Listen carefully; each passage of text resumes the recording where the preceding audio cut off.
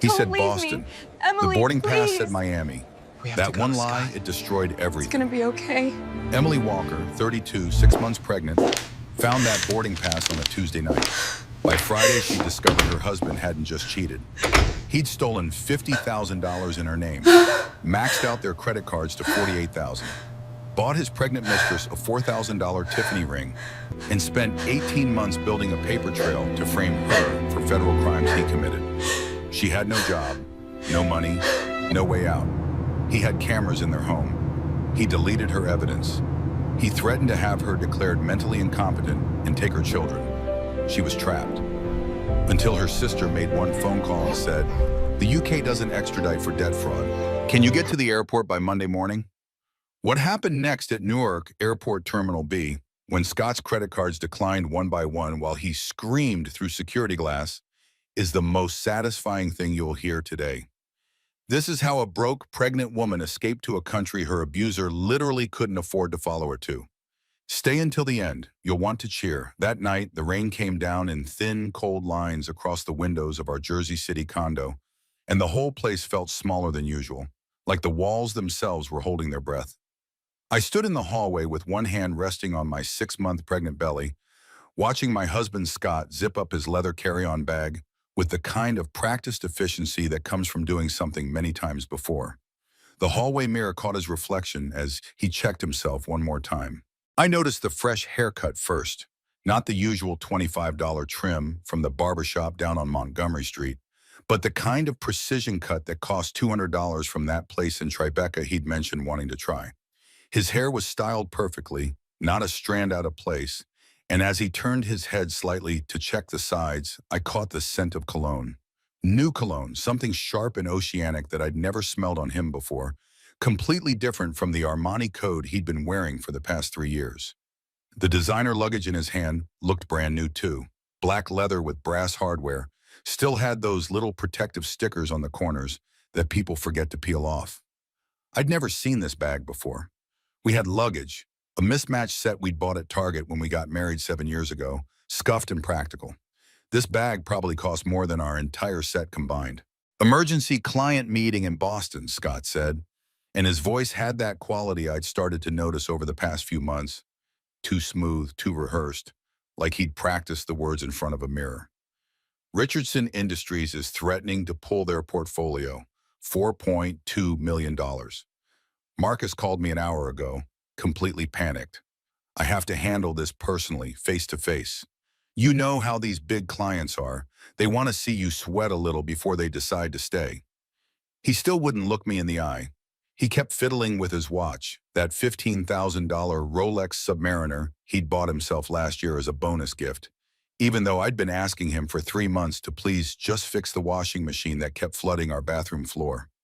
My daughter Lily padded out of her bedroom in her princess pajamas, the pink ones with Elsa and Anna that she refused to take off even for washing.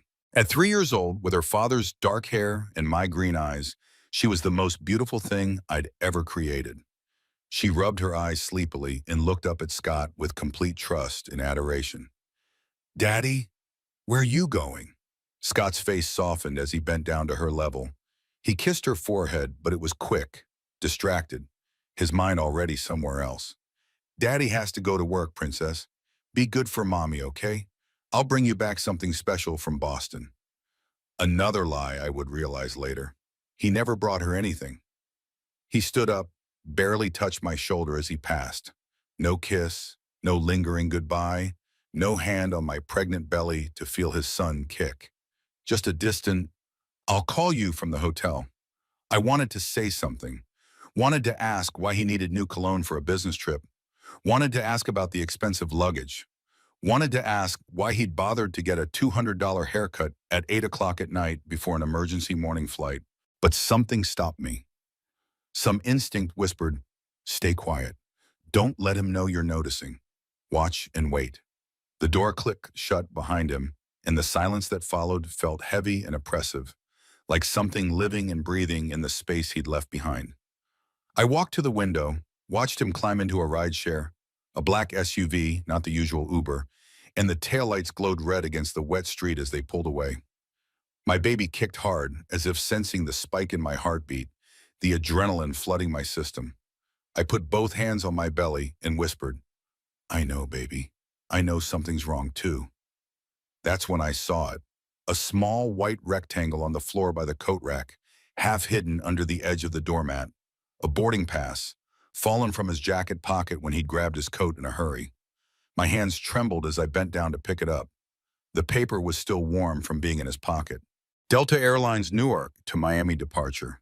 Tonight, November 23rd, 11:35 p.m. Passenger Scott M. Walker, not Boston. Miami, I stood there in our hallway, the boarding pass trembling between my fingers, and felt my entire world tilt sideways on its axis. The rain kept falling outside. The refrigerator hummed in the kitchen. Lily called out from her bedroom asking for water. Everything was normal. Everything was exactly the same as it had been 5 minutes ago, except nothing would ever be the same again. I didn't call him, didn't text, didn't confront. Something deep in my gut, some primal survival instinct whispered, "Stay quiet. Gather evidence. Don't let him know you know. The moment he realizes you're onto him, he'll adapt, he'll cover his tracks, he'll turn it around and make you the crazy one." I felt my unborn son kick again, harder this time, and I tucked the boarding pass into my pocket and whispered to my pregnant belly, "I'm not protecting a marriage anymore. Baby, I'm protecting you. I'm protecting your sister. Whatever comes next, that's what I'm doing now." I got Lily her water, tucked her back into bed, read her 3 more pages of Goodnight Moon, even though my hands were shaking so badly I could barely hold the book.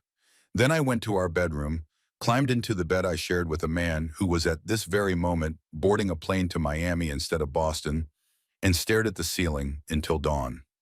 I didn't sleep at all that night. The next morning started like any other, which somehow made it worse. I woke at 6:15 to my alarm, the same alarm that had been going off at 6:15 every morning for 3 years. I made Lily breakfast, scrambled eggs and toast, cut into triangles the way she liked. I got her dressed in her favorite purple leggings and the unicorn shirt with the sparkly horn. I packed her lunchbox with a peanut butter sandwich, apple slices, and those organic fruit snacks that cost twice as much as regular ones, but that Scott always said we couldn't really afford. We drove to Little Scholars Preschool on Grove Street, and I watched her run inside with our backpack bouncing, completely unaware that her mother's entire world had cracked open the night before. She turned at the door, waved, shouted, "Bye, Mommy," and disappeared into the classroom where Miss Rachel was setting up the morning art project. I drove back to the condo in complete silence. No music, no podcasts, no NPR news, just the sound of my own breathing and the occasional kick from the baby growing inside me, reminding me that I had 7 more weeks until my due date and no idea how I was going to survive them. At home, I stood in the kitchen and stared at the coffee machine as it gurgled and hissed, brewing the same coffee it brewed every morning. Scott's favorite mug sat in the dish rack, the one that said "World's Best Dad" that Lily had picked out for Father's Day last year. The mug was stained brown at the bottom from years of coffee, and I stared at it and thought about how many lies that mug had witnessed, how many mornings Scott had drunk from it while texting Chloe, or planning his Miami trips, or figuring out how to steal money in my name. I opened Instagram while standing at the counter, pumping breast milk for the new baby. I'd started pumping early, building up a freezer stash, trying to be prepared and responsible, even though my marriage was apparently built on quicksand. The phone felt heavy in my hand as I scrolled through my feed mindlessly. Recipe videos, baby products, someone's new kitchen renovation, a friend's vacation photos from somewhere tropical and beautiful. Then I saw it. Jason Mitchell, one of Scott's coworkers at Hartwell and Pierce Financial, had posted 6 hours ago. 6 hours ago would have been around midnight, which meant he'd posted right after whatever event had happened in Miami. The location tag read, "Fontainebleau, Miami Beach." My breath caught in my throat so suddenly that I choked a little, had to cough and steady myself against the counter. The photo showed a group of colleagues at a rooftop bar, the kind of place where cocktails cost $25 and you pay for the view as much as the alcohol. Champagne glasses raised in a toast. Golden hour light painting everything warm and beautiful and expensive. 5 people in the photo all dressed like they were celebrating something big. I zoomed in with shaking fingers that didn't quite feel like my own anymore. There, in the center of the photo, unmistakable, even in the slightly blurry shot, Scott's Rolex Submariner. That watch caught the light in a very specific way. The blue dial and the silver bracelet that I'd watched him polish obsessively every Sunday morning while watching football. And right next to his wrist, close enough to be intimate, was a woman's hand.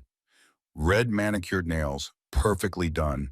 The kind of professional manicure that costs $60 plus tip. Expensive rings on her fingers, not wedding rings, but the kind of statement jewelry that young professional women wear to look successful.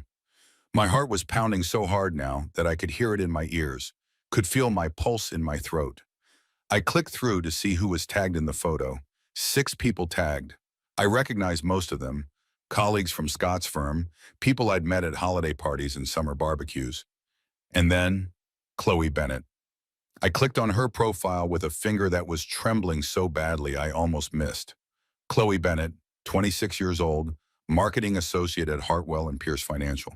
I'd met her exactly twice, once at the Christmas party last year where she'd been friendly and bubbly and had complimented my dress, and once at a summer cookout where she'd played with Lily for 20 minutes and I'd thought, what a sweet girl. Her profile was public, no privacy settings. I scrolled through her recent posts and each one felt like a knife sliding between my ribs. 3 days ago, a photo from an infinity pool, her reflection perfect in the turquoise water, Miami skyline in the background. Caption, best weekend ever with a pink heart emoji. 43 likes, comments from her friends, gorgeous babe, and who's the lucky guy? And spill the tea. 2 days ago, a close-up of 4 champagne glasses clinking together, bubbles catching the sunset light. Caption, to new beginnings with a sparkle emoji. Someone had commented, new beginnings? Tell us everything. She'd replied with just a winking emoji. 1 day ago, a sunset photo taken from a balcony, and in the reflection of her sunglasses, I had to zoom in to be sure. Had to look 3 times because I couldn't believe what I was seeing. There was a man's face, dark hair, sharp jawline, Scott's face. I took screenshots of everything with hands that were shaking so badly I could barely hold the phone.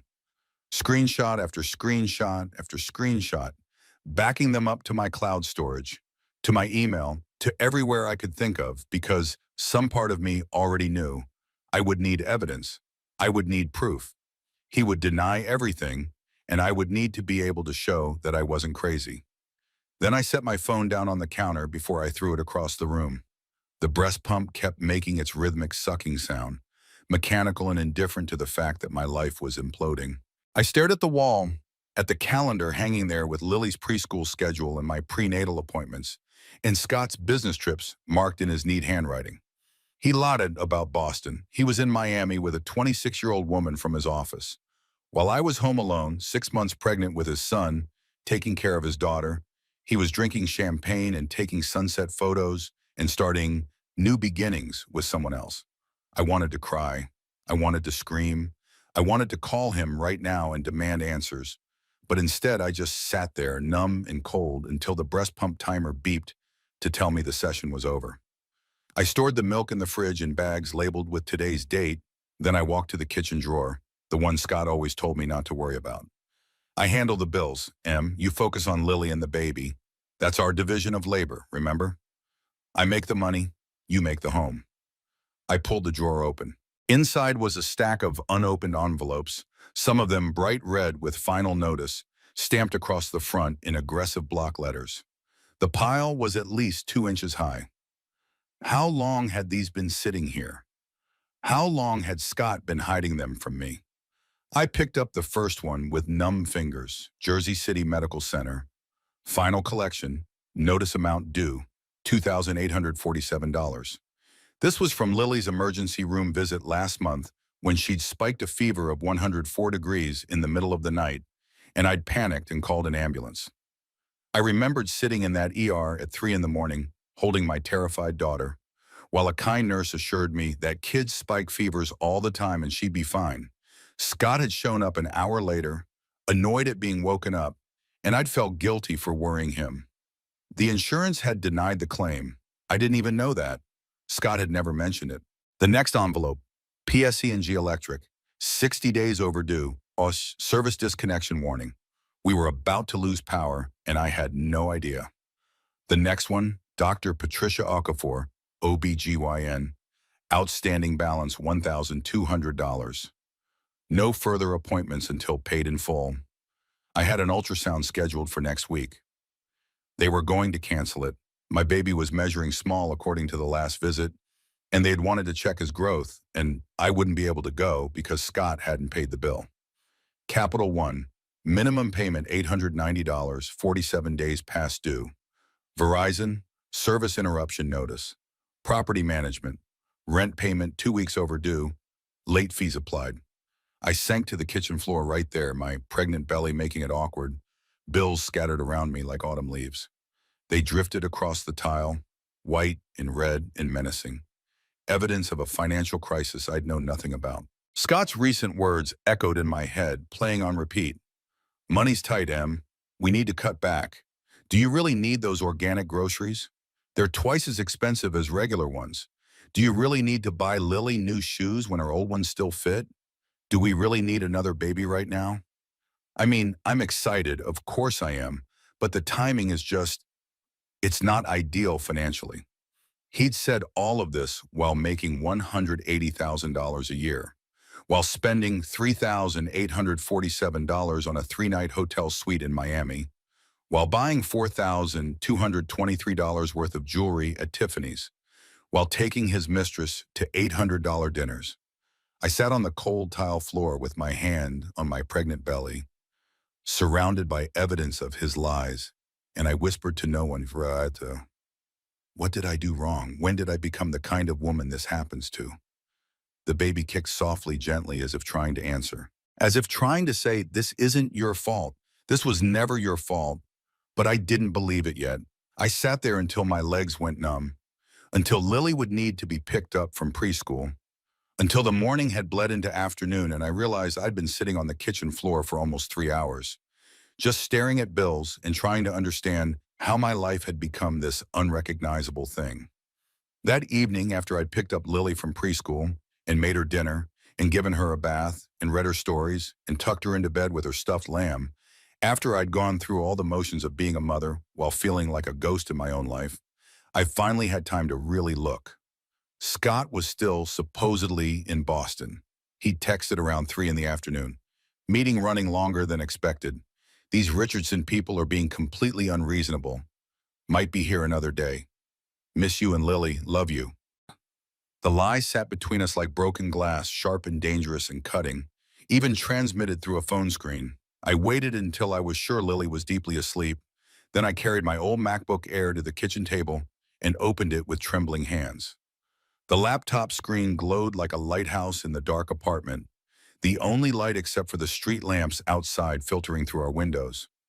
I opened our joint Chase bank account for the first time in probably 8 months, maybe longer. Scott had always insisted on handling the finances. It's my job, babe. I'm good with money. That's why people pay me to manage their investments. You focus on Lily and the baby, I'll focus on keeping us financially stable. That's how we work best as a team. The password still worked.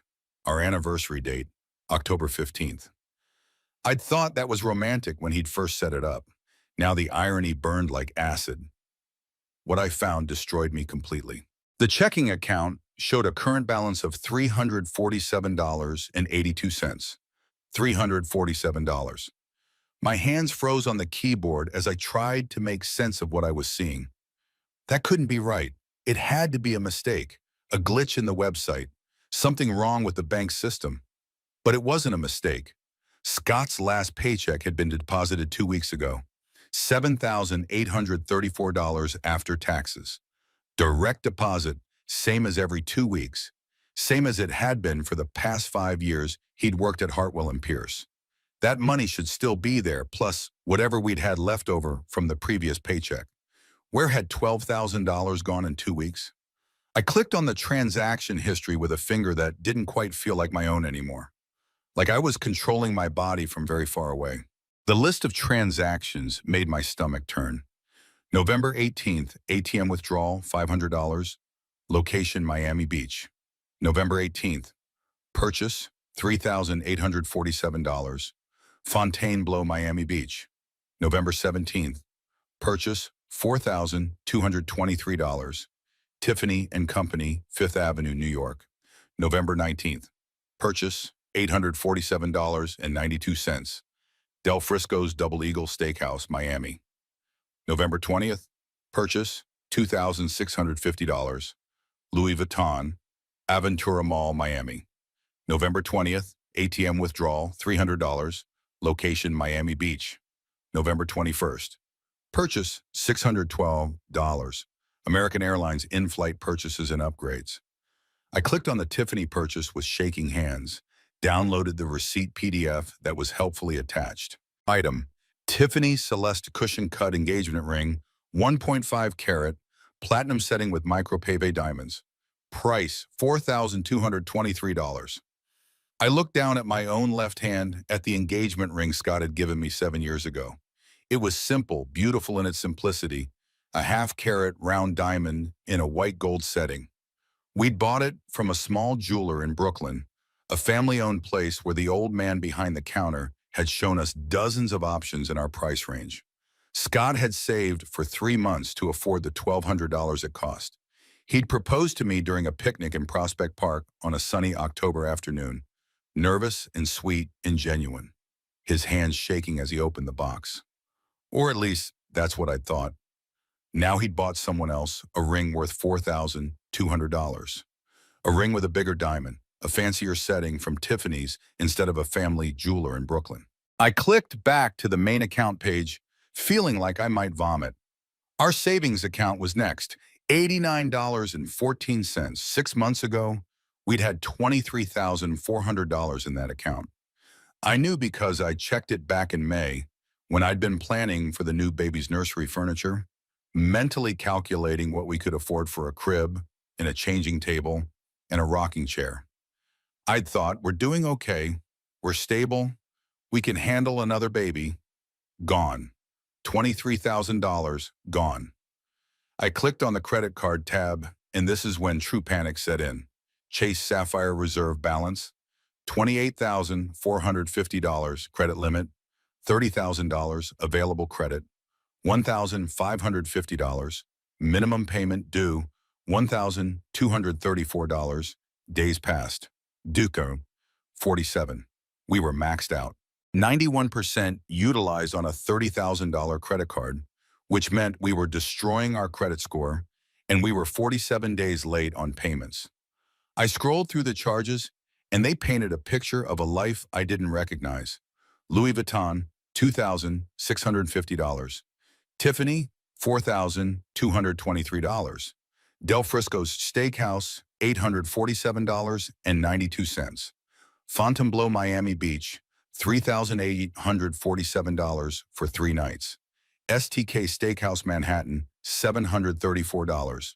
Saks Fifth Avenue, $1,892.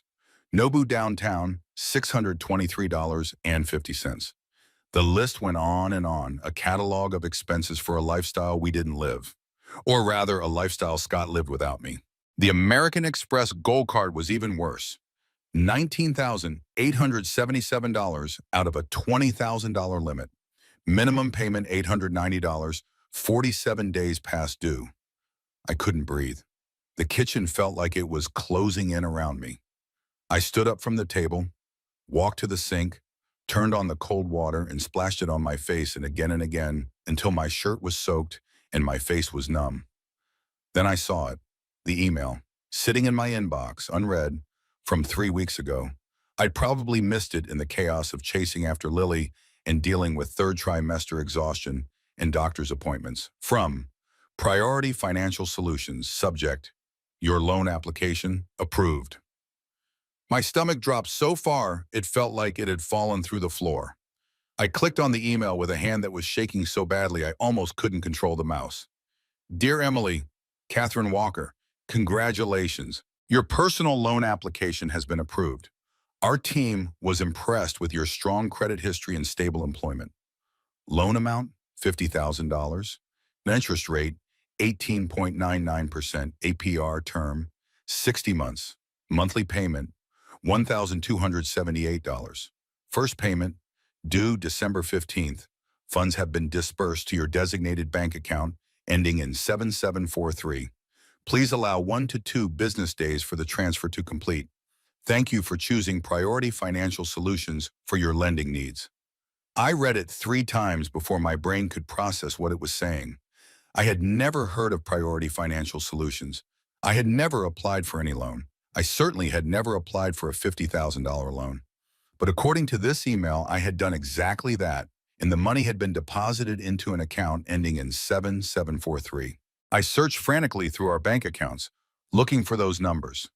Checking account, no. Savings account, no. Credit cards, no. Then I remembered. Years ago, when Scott and I had first gotten married and were trying to be financially responsible, we'd opened a second savings account with a Chase for emergency funds. We'd used it for maybe 6 months, then forgotten about it. Let it sit dormant with like $50 in it, never touched it again. I logged into it and now, hands shaking so badly I could barely type. Account ending in 7743. Transaction history showed November 3rd, deposit $50,000, Priority Financial Solutions. November 4th, withdrawal $50,000, transfer to Scott M. Walker personal checking account. He'd stolen $50,000 in my name and transferred it all to himself in less than 24 hours. I called Priority Financial from the kitchen floor where I'd collapsed at some point. The clock on the microwave said 11:47 p.m. I didn't care. The customer service line was open 24 hours. The phone rang 4 times, 5 times. I almost hung up. Then a cheerful male voice answered, Priority Financial Solutions. This is Robert speaking. How can I help you this evening? My voice came out as barely a whisper. Hi, I received an email about a loan approval, but I never applied for anything. There must be some kind of mistake. I need to report fraud. I'm sorry to hear you're having concerns, ma'am. Let me pull up your account. What's your name, please? Emily Walker. Emily Catherine Walker. I heard the clicking of a keyboard, then, yes, Mrs. Walker, I have your account right here, loan number 5508-2291, approved November 2nd, funds dispersed November 3rd. But I didn't apply for any loan. Ma'am, I'm looking at your application right now. We have your complete information. Social Security number ending in 4567, date of birth, March 14th, 1993, driver's license number. How do you have all that?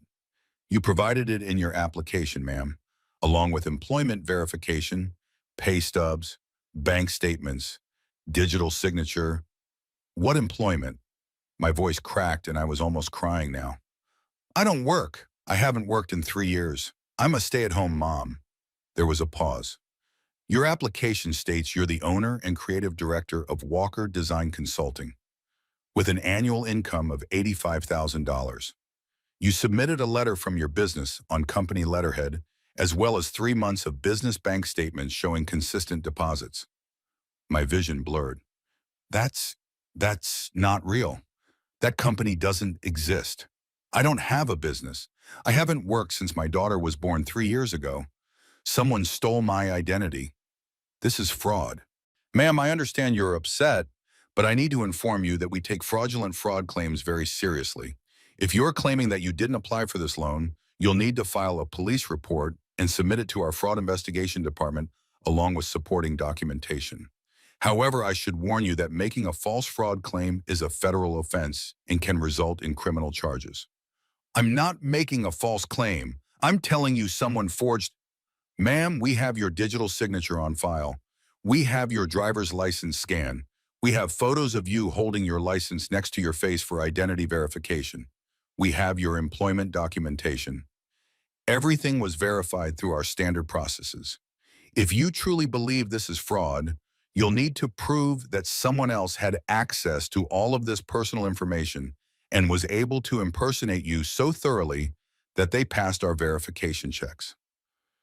I couldn't speak, couldn't form words. My mind was spinning. Photos of me holding my license? How did he get photos of me holding my license? Then I remembered.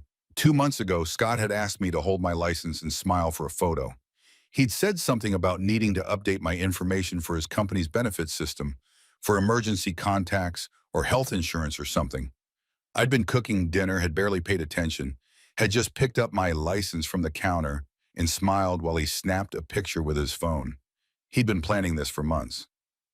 "Ma'am, are you still there?" "Yes," I whispered. "Is there anything else I can help you with today?" "No." I hung up before he could say anything else.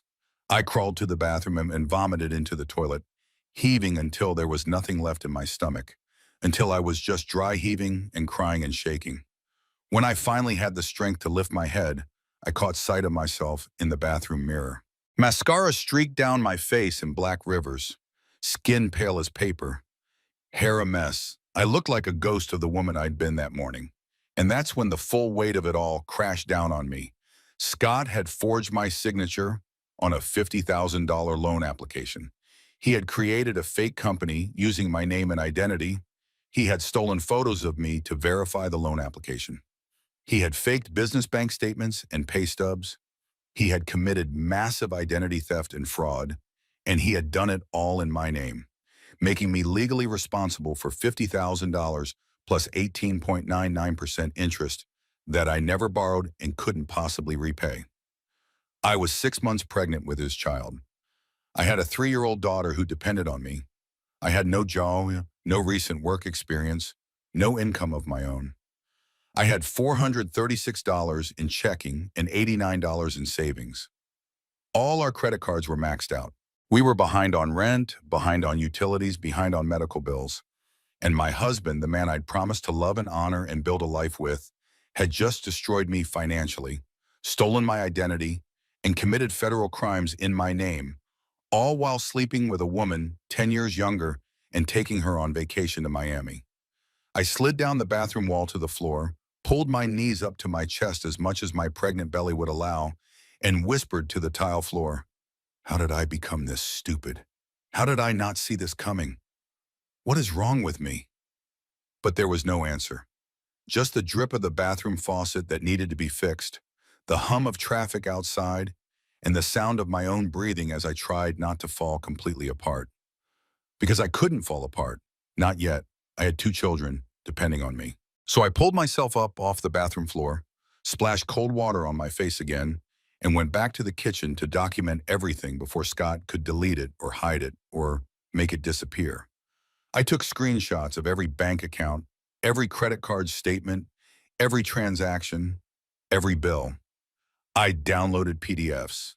I forwarded emails to my personal Gmail account that Scott didn't have access to. I backed everything up to cloud storage. And I worked until the sun came up. The next evening, Scott came home cheerful, carrying a Dunkin' Donuts bag like it was some kind of grand gesture. Cheap coffee and day-old donuts after spending thousands of dollars in Miami. The cognitive dissonance was staggering. "How are my girls? Did you miss Daddy?" Lily squealed with delight because of course she did. She was 3 and she loved her father unconditionally and had no idea what kind of man he really was. She ran to him full speed and he scooped her up, swung her around, kissed her cheeks, set her down gently. Then he looked at me with a smile that didn't quite reach his eyes, a smile that I now recognized as the smile of a predator who thought his prey was still oblivious. "How was Boston?" I asked, keeping my voice carefully neutral, playing the role of the trusting wife who believed everything he said. Exhausting, honestly. That client was a real nightmare. Gerald Richardson is one of the most difficult men I've ever dealt with. But we managed to save the account, kept the $4.2 million in assets under management.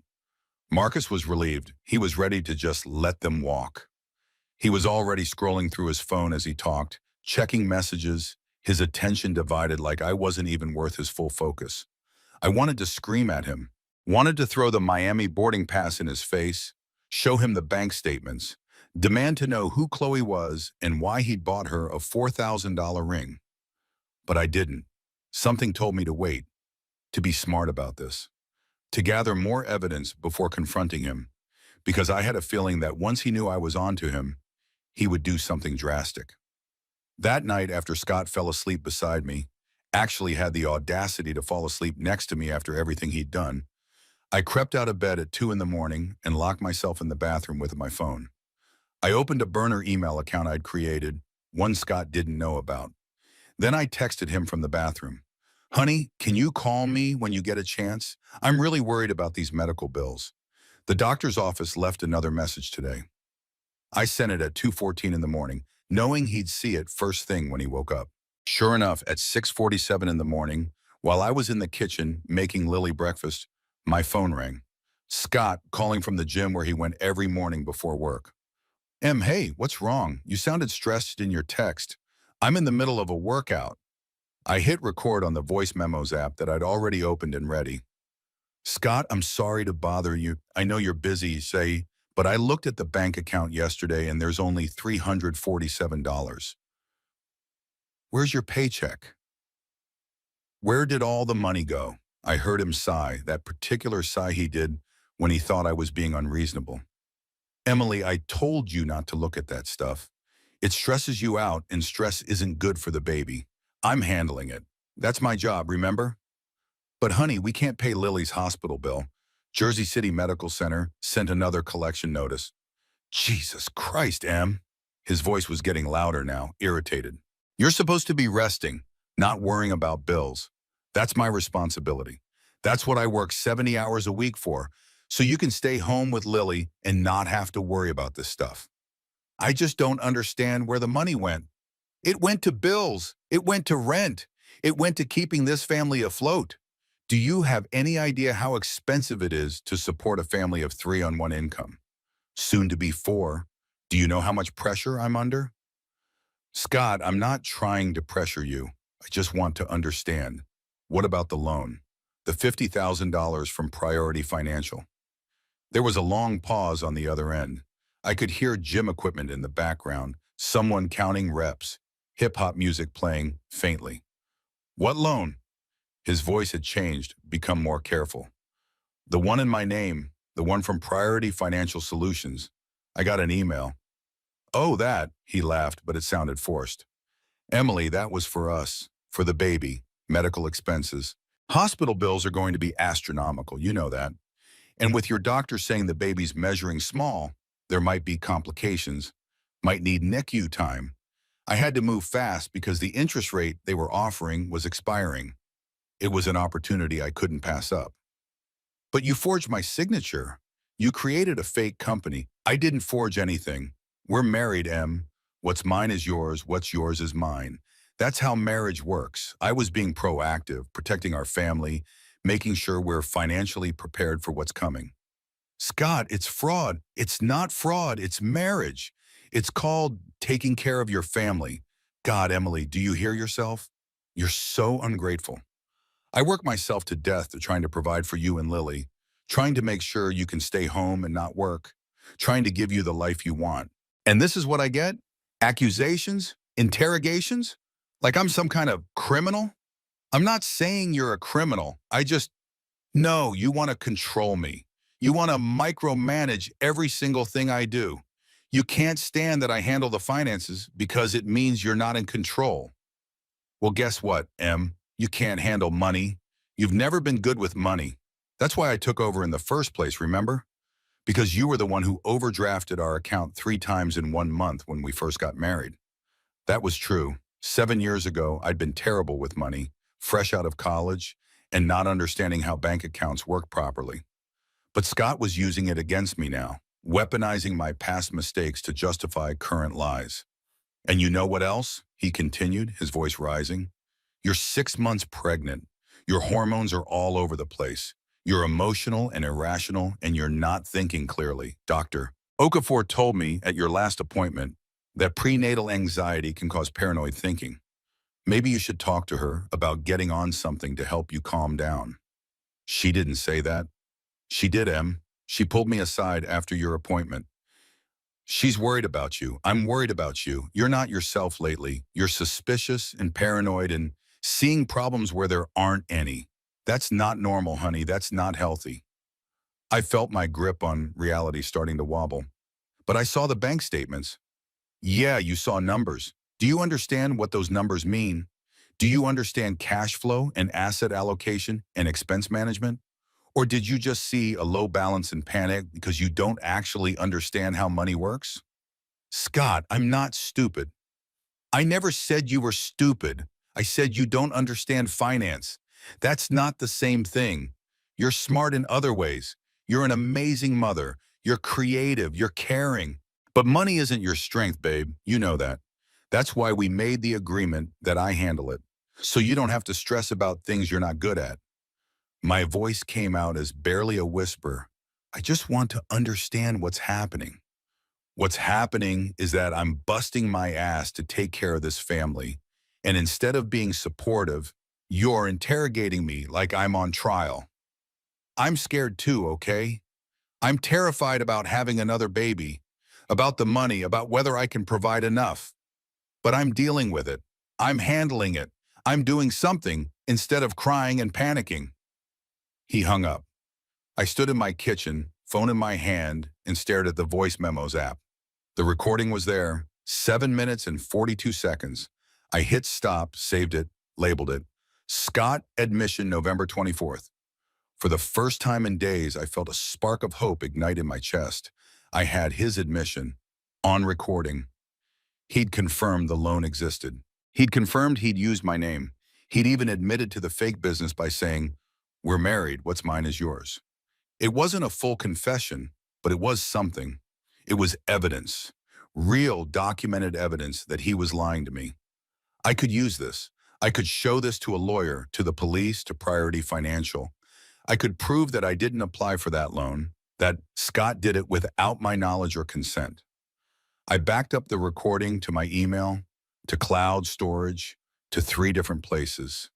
Then I went about my day, playing the role of the obedient wife, counting down the hours until I could figure out what to do with this information. Scott came home from work at 7:30 that evening. I was making dinner, spaghetti with meat sauce, his favorite. "Hey, babe," he said, kissing my cheek. "I'm sorry about this morning. I was stressed from the workout and I shouldn't have snapped at you." "It's okay," I lied. "No, it's not okay. You're carrying my son. You're taking care of our daughter. You deserve better than me being short with you." He wrapped his arms around me from behind, hands on my pregnant belly. "I love you, Em. You know that, right? I just get overwhelmed sometimes with the pressure of being the provider." "I know," I said, stirring the sauce, my skin crawling at his touch. "Why don't you rest? I'll finish dinner." I went to sit on the couch, phone in my pocket, feeling the weight of the recording like a secret weapon. At 8:45 p.m., Scott said he needed to run to CVS to pick up his allergy medication. He'd be back in 20 minutes. The moment the door closed, I ran to my laptop to check the recording was still there, to make sure I'd really saved it, to verify that I had this evidence locked down. I opened voice memos. The file was gone, completely gone, deleted, trash emptied like it had never existed. My heart stopped. I frantically checked my email backups. Deleted. Cloud storage. Deleted. Every single backup I'd created that morning, all gone. Scott walked into the apartment 23 minutes later, carrying a CVS bag. "Got my allergy pills. You okay, babe? You look pale." My laptop was still open on the kitchen table. Different window than I'd left it. The screen was at a slightly different angle than how I usually positioned it. "I'm fine," I whispered. "Just tired. You should rest. Go to bed early tonight. I'll clean up from dinner." He knew. He'd gone through my computer while I was at preschool pickup that morning, or maybe the night before while I was sleeping. He'd found the recording. He'd deleted it from every place I'd backed it up. And now he was standing in our kitchen, pretending to be the caring husband, like nothing had happened. That night, Scott climbed into bed beside me, kissed my forehead tenderly. "Love you, Em. Sorry I was harsh this morning. Just stressed about work. You understand, right?" "Of course," I whispered.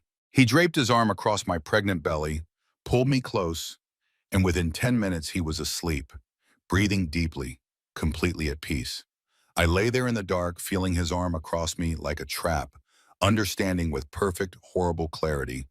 He wasn't just a liar, he was a predator. He was always 3 steps ahead of me. He had cameras or monitoring software on my computer. He knew every move I made, every piece of evidence I gathered, and I was trapped in a cage where he held every single key.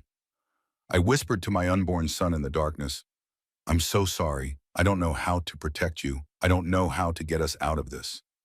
The baby kicked weakly in response, and I wondered if he could sense my despair, if he knew his mother was failing him before he was even born. The next morning, I couldn't hold it in anymore. The fear and rage and betrayal had built up to the point where I felt like I might explode if I didn't confront him. "You went through my laptop," I said as Scott poured his morning coffee. "You deleted my recording." He looked at me with those calm brown eyes, and for just a second, maybe a fraction of a second, I saw something flicker there. Guilt? Annoyance at being caught? Fear that his control was slipping? Then his expression shifted smoothly into concern, like a mask sliding perfectly into place. "What recording, Em?" "Of our phone call yesterday morning. You admitted to forging the loan application. You confirmed everything. I recorded it, and you deleted it." Scott set down his coffee mug with careful precision and sat at the kitchen table. He patted the chair next to him in that way therapists do when they want you to sit down for a serious conversation. "Honey, I think we need to talk about something important. Something I've been worried about for a while now." I stayed standing, arms crossed defensively across my pregnant belly. "You're 6 months pregnant," he began, his voice gentle, almost therapeutic. "Your hormones are completely out of balance right now. That's normal, that's natural, but it affects your thinking, your emotions, even your memory."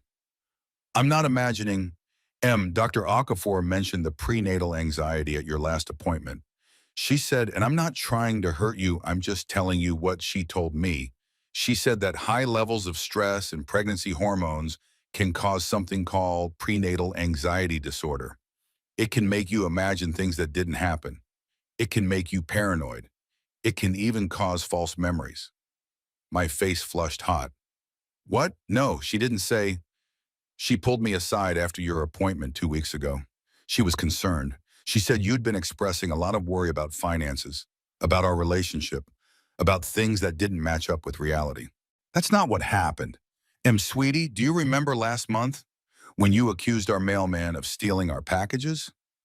Heat rushed to my face. That had happened. 6 packages had gone missing over 3 weeks, and I'd become convinced that our mailman was taking them. I'd called the post office 3 times, filed complaints, until they had sent a supervisor to our building who'd explained that the packages were being delivered to the wrong apartment by mistake because our neighbor in 4B had a similar last name. "That was different," I said weakly. "And the month before that," Scott continued, his voice maddeningly calm and reasonable, "when you thought Lily's preschool teacher was poisoning her, you were convinced that Miss Rachel was putting peanut butter in Lily's food even though we told them about her allergies. Except we took Lily to the allergist, and she doesn't have any food allergies at all. I was being cautious. Babe, you called the preschool crying, demanding they fire Miss Rachel. You threatened to call the police. Other parents heard you. It was a scene, don't you remember?" I did remember. And yes, it had been embarrassing when the allergist confirmed no allergies. But I'd been so sure. "And then there was Mr. Collins," Scott said quietly. "Oh God, Mr. Collins, our neighbor 2 doors down, a quiet elderly man who was an avid bird watcher. 3 weeks ago, I'd seen him on his balcony with binoculars, pointing them toward our building, and I'd become convinced he was spying on us, watching me through our windows. I'd called the police non-emergency line, reported him for harassment, for being a peeping Tom. The officers had come, had talked to Mr. Collins, had found out he was just bird watching. There was a rare species of warbler nesting in the tree near our building. They'd explained this to me gently, like I was a confused child, while neighbors watched from their doorways. "That was a misunderstanding," as I whispered. "Emily, honey, these aren't misunderstandings. This is a pattern. Dr. Okafor said that prenatal anxiety can manifest as paranoid thinking, false memories, a sense that people are lying to you or hiding things from you even when they're not. She said it's a documented condition and it's treatable." She didn't say that to me because she didn't want to scare you. She told me privately, husband to husband, so I could watch out for you, so I could help you. That's why she recommended therapy. She recommended prenatal yoga. She recommended therapy, Emily, cognitive behavioral therapy specifically for prenatal anxiety disorder. She gave me the name of a psychiatrist who specializes in perinatal mental health. Do you want me to get you the card? It's in my wallet. I felt reality shifting under my feet like sand. Like I couldn't trust my own memory of what Dr. Okafor had said, what had happened, what was real and what wasn't. I know I recorded you, I said, but my voice was weak now, uncertain. Do you though? Are you absolutely sure? Or is it possible that the stress and the hormones are making you think you did something that you didn't actually do?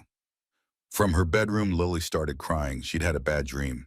Scott stood immediately, walked past me, picked her up with such tenderness and love that it made my chest ache. He was such a good father, so patient with her, so gentle. Shh, princess, daddy's here. Everything's okay. Mommy's just tired from the baby. She's not feeling well. But daddy's here, and everything's going to be okay. He looked at me over Lily's shoulder as he rocked her, and his eyes were different now. Cold, calculating, dangerous. A silent warning. Don't push this. Don't make me do something you'll regret. I spent the rest of that day in a fog, questioning everything. My memory, my sanity, my judgment. Maybe he was right. Maybe the pregnancy hormones were affecting my thinking more than I realized. Maybe I was imagining things that weren't real. But the bank statements were real. The bills were real. The Miami boarding pass was real. Chloe's Instagram posts were real, weren't they? By evening, I'd convinced myself I was losing my mind. 3 days later, something happened that made me realize I wasn't crazy after all. I was at Grove Street Coffee, treating myself to a $4 latte with oat milk, a tiny rebellion against Scott's insistence that we cut back on unnecessary expenses. Lily sat at the table with her coloring book, happily drawing purple dinosaurs and singing the Frozen theme song under her breath. A woman approached our table. She looked professional. Gray blazer, neat hair, expensive leather briefcase. But there was something nervous and frantic in her eyes. Emily Walker? I looked up, confused. Yes? My name is Linda Morrison. I used to work with your husband. I was senior accountant at Hartwell and Pierce Financial. She glanced around the coffee shop like she expected someone to be following her. Can I sit down, please? I need to talk to you. It's urgent. Every instinct told me to say no, to protect myself from whatever this was. But something in her eyes, desperation, fear, a kind of haunted urgency, made me nod. Linda sat down, pulled a folder from her briefcase, and slid it across the table toward me. I was fired 6 weeks ago, she said, her voice low and quick, like she was running out of time. Officially, they called it department restructuring, said they were eliminating my position to cut costs. But that was a lie. I was fired because I discovered something big. My stomach tightened. What kind of something? Your husband and his boss, Marcus Donnelly, have been running an expense fraud scheme for the past 18 months. Maybe longer. 18 months is as far back as I was able to trace before they locked me out of the system. The coffee shop seemed to tilt around me. Linda opened the folder, showed me pages of spreadsheets and expense reports and bank transfers. They create fake client dinners that never happened. They fabricate travel expenses for business trips they never took. They submit false vendor invoices for services that were never rendered. Then they pocket the reimbursements, split them 60-40, with your husband getting the 60. How much? I whispered. Approximately $144,000 over 18 months. That's what I was able to document before they caught me. I couldn't breathe, couldn't process. $144,000. When I reported it to HR, Linda continued, her hands shaking slightly, Marcus threatened me, told me I'd lose my CPA license if I pursued this, said he'd make sure I never worked in accounting again. Then 2 days later, they fired me, and now I'm the one being investigated for the fraud I tried to report. That can't be legal. Your signature is on some of the approval forms, Emily. The words hit me like a physical blow. What? Walker Design Consulting. That's the fake vendor company they created to funnel some of the money. Your name is listed as owner and creative director. Your signature is on vendor agreements, on service contracts, on payment authorizations. It's all forged, obviously. I know you didn't sign anything, but on paper, it looks like you were involved. I felt the blood drain from my face. Walker Design Consulting. The same fake company Scott had used for the loan application. He used me as a scapegoat, I whispered. He used you as his insurance policy, Linda corrected. If the scheme gets discovered, and it will get discovered, these things always do. All the evidence points to you, joint bank accounts with your husband, your name on the fake vendor company, your signature on documents. Federal investigators will assume you were in on it, that you knew, that you helped orchestrate him in it. But I didn't know anything. Can you prove that? The question hung in the air between us, heavy and damning. How do you prove you didn't know anything? How do you prove innocence when all the evidence has been carefully constructed to make you look guilty? Linda reached into her briefcase and pulled out a small USB drive. She slid it across the table like she was passing contraband. I kept copies before they fired me. Expense reports, bank transfer records, email chains, forged signatures, everything I could get my hands on. It's all on here. I stared at the tiny piece of plastic like it was a bomb, which, in a way, it was. This proves Scott's guilty, I said. Yes, but it also shows your name on documents. If this goes to court, if federal investigators get involved, they'll look at you too. They'll investigate you as a potential co-conspirator. You're his wife. You have joint accounts. Your name is on the fake vendor company.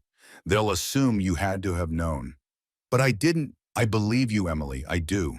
But belief doesn't matter in federal court. Evidence matters. And right now, there's a lot of evidence that looks bad for you. She stood up, gathered her things with shaking hands. She looked like she'd aged 10 years since losing her job. Emily, listen to me very carefully. This is all going to come crashing down soon. The FBI is already investigating Hartwell and Pierce for something else. I don't know what, but I know they've been asking questions, looking at records. When they discover the expense fraud, they're going to bring criminal charges. Embezzlement, wire fraud, possibly money laundering. And Scott is going to try to make you the fall guy. Why are you telling me this? Why are you risking? Because I have a daughter, Linda interrupted, her eyes glistening with tears. She's 28, around Chloe's age. And if someone was doing this to her, destroying her financially, setting her up to take the fall for crimes she didn't commit, I'd want someone to warn her. She touched my shoulder gently. Just once, a brief moment of human connection. You need to leave him, Emily. You need to get as far away from Scott Walker as possible before this all comes crashing down. Because when it does, he won't protect you. He'll throw you under the bus without hesitation. But I have a baby coming. I have Lily. That's exactly why you need to leave. If you're still there when federal agents show up, if you're still legally tied to him when charges get filed, you could end up in prison while your babies are in foster care. Do you understand? This isn't about saving your marriage. This is about saving yourself and your children. She looked around the coffee shop one more time, paranoid, hunted. I shouldn't even be here. If they find out I met with you, but I couldn't just let you walk into this blind. I'm sorry. I wish I could do more. I'm sorry. She left quickly, practically ran out of the coffee shop, her gray blazer disappearing into the morning crowd on Grove Street. I sat there frozen, USB drive in my hand, Lily humming beside me and coloring her dinosaurs, completely unaware that her mother's world had just shattered into even smaller pieces. I wasn't crazy. Scott wasn't just lying about an affair. He wasn't just committing loan fraud in my name. He was embezzling money from his company, and he'd spent 18 months carefully building a paper trail that would make me look like his accomplice. If I stayed, when this all came crashing down, and Linda said it would come crashing down, I would go to prison. My babies would be taken away. And Scott would probably cut some kind of plea deal, testify against me, paint me as the mastermind, and walk away with a reduced sentence while I rotted in a federal prison. I looked down at Lily, at her innocent face focused so intently on coloring, and I understood with perfect clarity. I wasn't just trapped in a bad marriage. I was trapped in an actual crime. One I didn't commit, one that would destroy me anyway.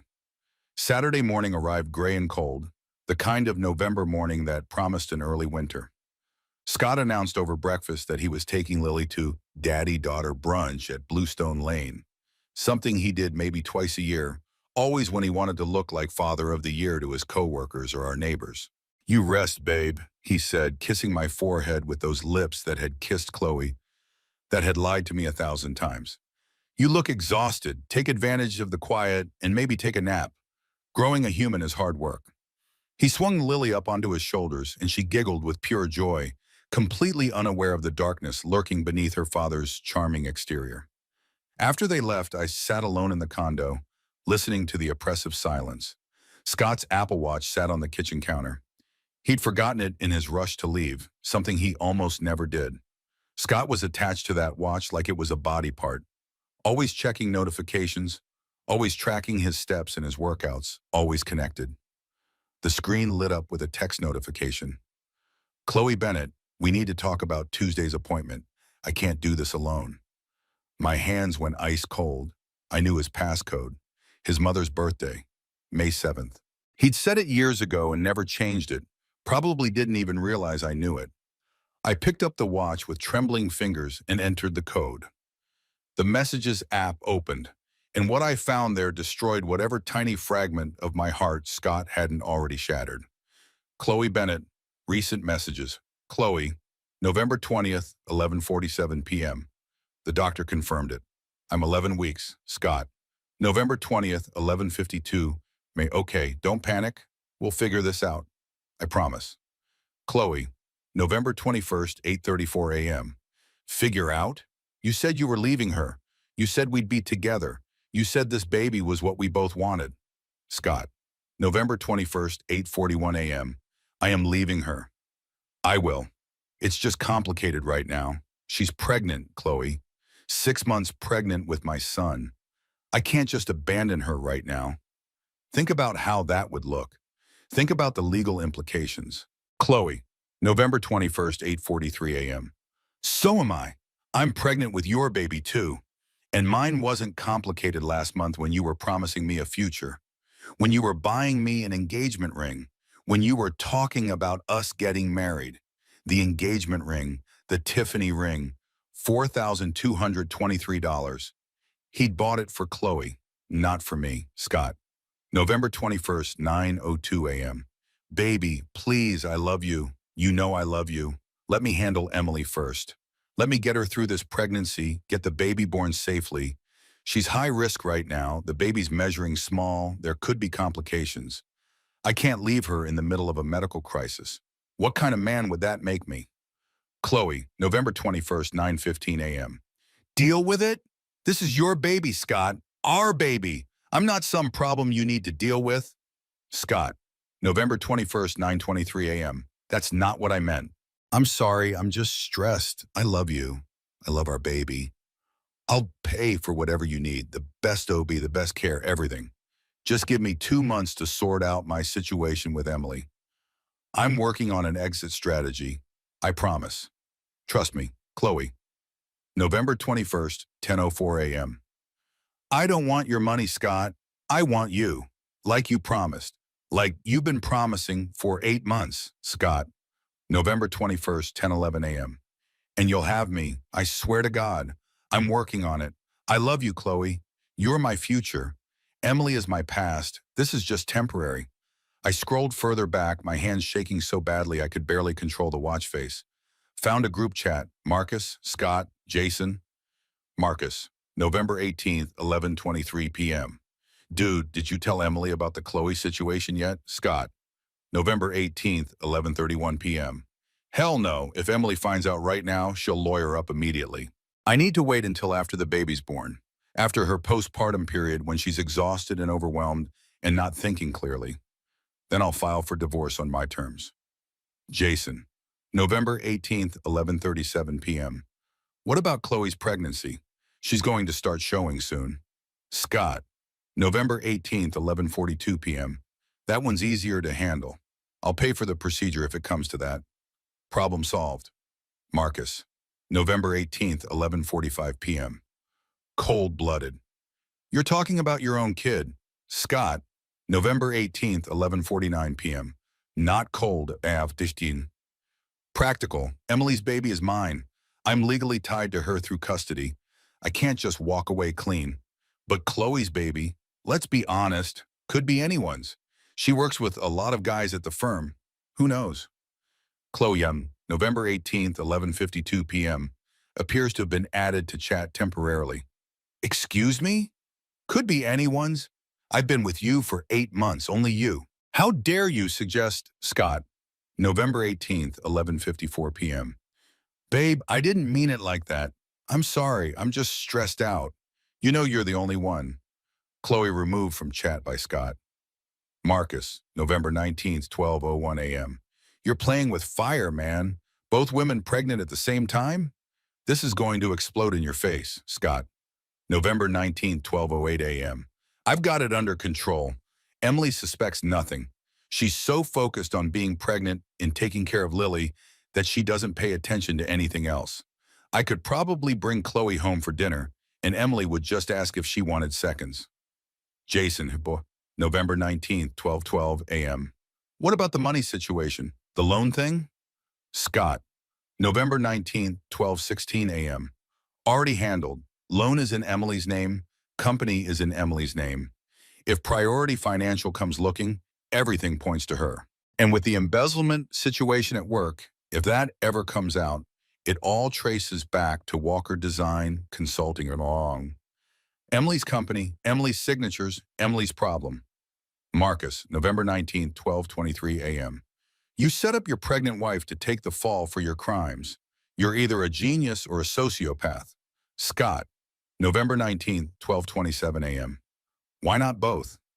I stood in my kitchen, 6 months pregnant, holding my husband's Apple Watch, reading messages that proved he had gotten his mistress pregnant, promised to leave me for her, offered to pay for her abortion, told his friends my baby could be anyone's, and was actively planning to frame me for multiple federal crimes. My own baby kicked hard against my ribs, as if sensing my horror, my despair, the complete and total destruction of everything I'd thought my life was. I slid down the kitchen cabinet to the floor, Scott's watch still clutched in my hand. Lily's toys scattered around me, her play kitchen, her stuffed animals, her wooden puzzle blocks, bills stacked on the counter, all overdue or unpaid, and evidence of Scott's theft. Hospital notices about my small for gestational age baby that I couldn't afford to follow up on because Scott hadn't paid our medical bills. This condo that was supposed to be our home, our safe place, now revealed as nothing but an elaborate cage. And for the first time since finding that Miami boarding pass, I completely broke. Not quiet tears, not gentle crying, but raw, ugly, breathless sobbing that came from somewhere so deep inside me that it felt like it was tearing me apart from the inside out. Howling grief for the man I thought I'd married. Desperate fear for my unborn son. Crushing shame at my own stupidity for not seeing this sooner. Rage at Scott for doing this to me, to his children, to the life we'd built together. I cried until I couldn't breathe, until my ribs ached, until my pregnant belly contracted with false labor pains from the stress. I cried until I heard Lily's voice in the hallway. "Mommy, why are you on the floor? Why are you crying?" Scott stood behind her, his face carefully arranged into concern, but his eyes were cold and calculating as he took in the scene. Me on the floor, his Apple Watch in my hand, the messages still open on the screen.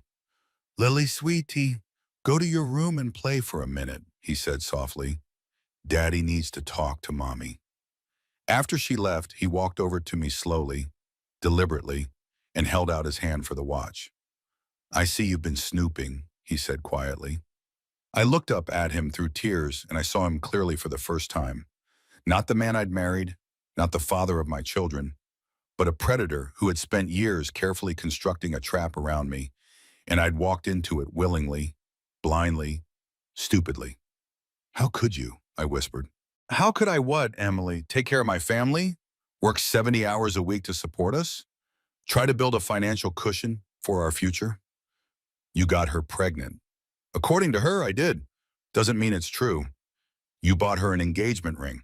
I bought jewelry for a client's wife. It was a business expense. You're framing me for fraud. I'm protecting our assets in case the loan company tries to come after us. That's what smart people do. Every answer was a lie, smooth and practiced, and he delivered them without hesitation, without remorse, without any sign that he felt even a flicker of guilt. I want a divorce, I said. Scott laughed, actually laughed.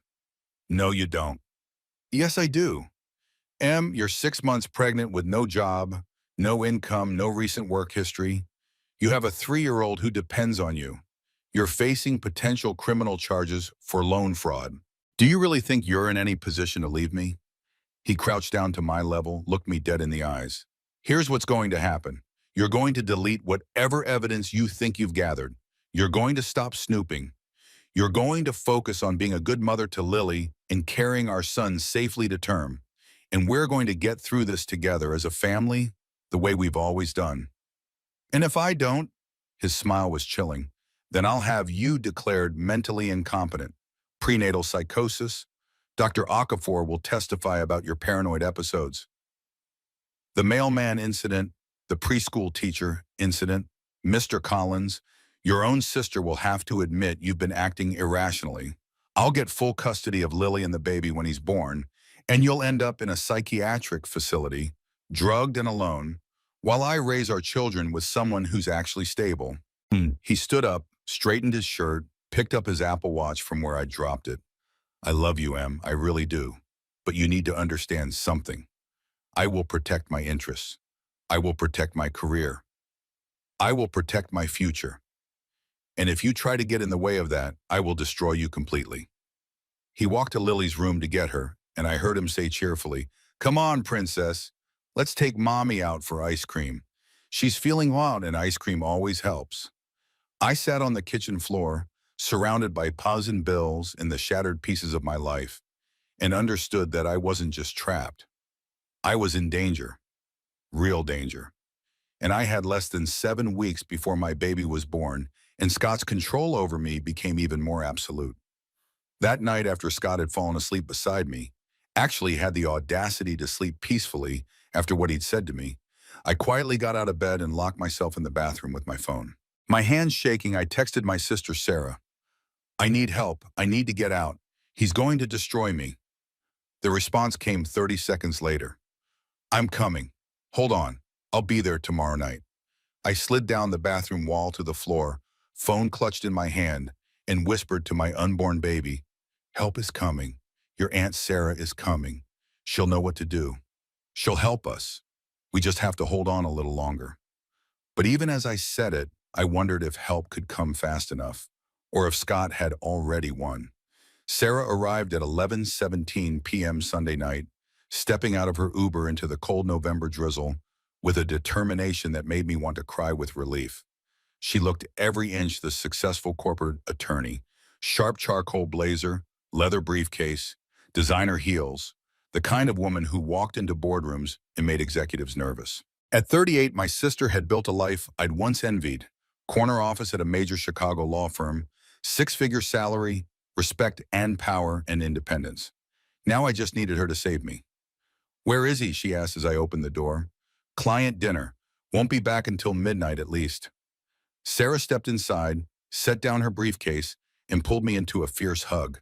I broke down immediately, sobbing into her expensive blazer, probably ruining it with tears and snot and mascara. "Okay," she said, pulling back and holding me at arm's length, her lawyer's eyes assessing me like a witness on the stand. "Show me everything. Every piece of evidence you have. Every document, every screenshot, every text message. I want to see it all." We spent the next 3 hours at my kitchen table, laying it all out like we were preparing for trial. The Miami boarding pass, now carefully hidden in a manila folder.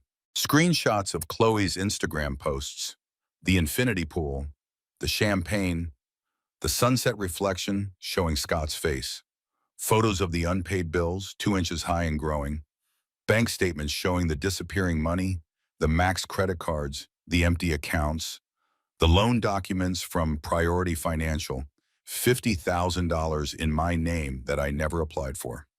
Linda's USB drive with its treasure trove of embezzlement evidence, expense reports, forged signatures, bank transfers, 18 months of systematic fraud. Screenshots of the messages between Scott and Chloe, including the devastating group chat with Marcus and Jason.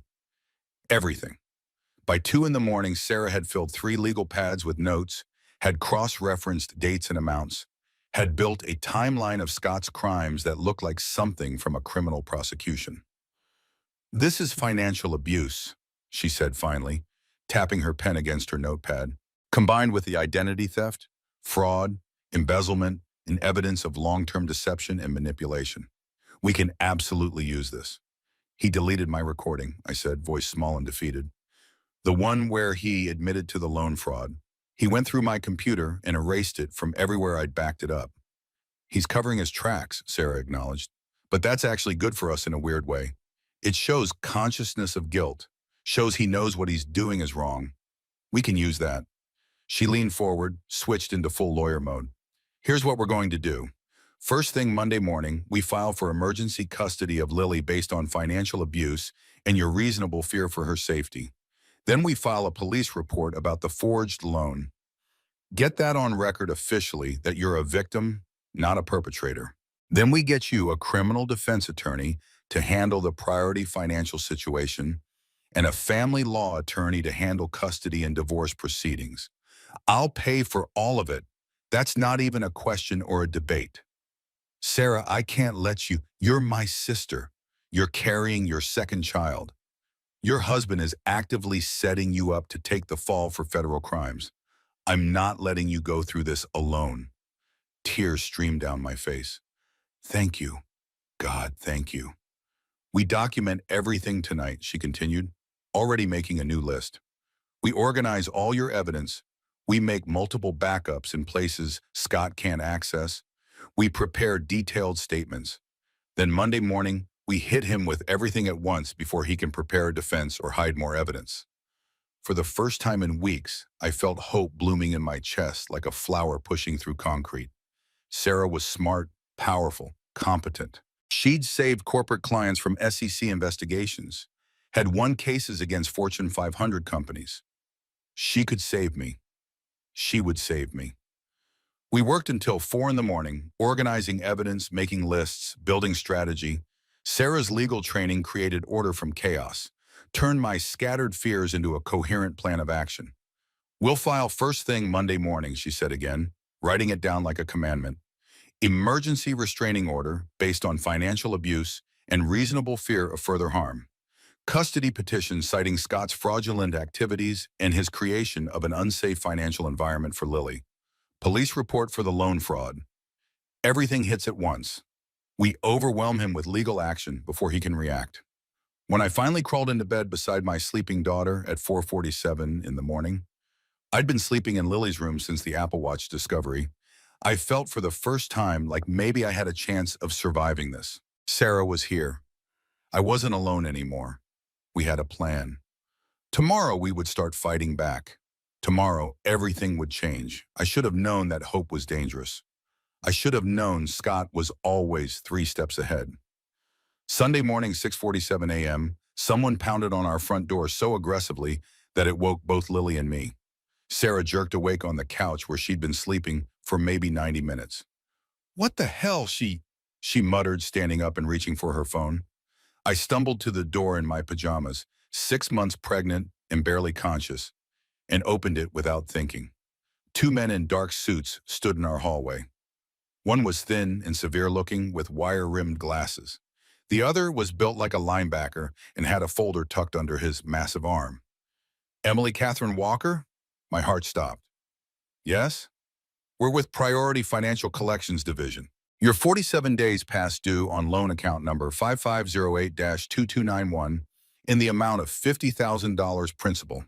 We're authorized to begin asset seizure procedures and legal collection actions." The hallway tilted around me. "I never took out that loan," I said, my voice coming out as barely a whisper. "My husband forged my signature. This is identity theft." The thin one pulled out paperwork. Ma'am, your signature is on file with Priority Financial. We have verification. We have your driver's license scan. We have photos of you holding your identification for identity verification purposes. We have your employment documentation. Everything was properly verified through our standard underwriting process. But it wasn't me. Ma'am, regardless of your claims, the debt is legally yours. You have 72 hours to remit payment of $50,000 principal plus $4,273 in accumulated interest and late fees. Total amount due, $54,273. If payment is not received within 72 hours, we will initiate legal proceedings, including wage garnishment, asset seizure, and civil litigation. The linebacker handed me an envelope. You're also being served with legal notice, federal investigation into fraudulent loan application practices. You're required to appear in Federal District Court of New Jersey on February 12th at 9 a.m. for a preliminary hearing. Failure to appear will result in a warrant for your arrest. My knees actually buckled. Sarah caught me before I hit the floor. This is harassment, Sarah said, her lawyer voice cutting and sharp. My client is a victim of identity theft and fraud. You've been notified of this. Continuing collection activities constitutes violation of the Fair Debt Collection Practices Act. Ma'am, you're welcome to dispute the debt through proper channels. Instructions for dispute process are included in the documentation. Good morning. They left. Sarah tore open the envelope with shaking hands, and I watched the color drain from her face as she read. They're charging you with loan fraud. They're saying you falsified income information, created a fraudulent business entity, submitted false employment documentation, and knowingly made material misrepresentations to obtain $50,000 with intent to defraud the lending institution. But Scott did all that. They have your signature, your social security number, your driver's license scan, photos of you. They have documentation showing you as the owner and creative director of Walker Design Consulting, with business bank statements showing consistent monthly revenue. I couldn't breathe, couldn't think. He set me up. He really set me up. We knew he did. But this, Sarah's hands were shaking now. This is worse than I thought. This is ironclad. Every piece of identity verification they require, he provided using your real information. Any defense attorney is going to have a hell of a time proving you didn't do this. Then we heard it, Scott's car pulling into our building's parking garage. He's here, I whispered. He's early. He wasn't supposed to be back until this afternoon. The door opened. Scott walked in wearing his gym clothes, face flushed from a morning workout, coffee from Starbucks in his hand. He saw the collector's car still pulling away outside, saw me and Sarah standing in the living room with the legal papers, saw Lily peeking out from her bedroom doorway, confused and scared.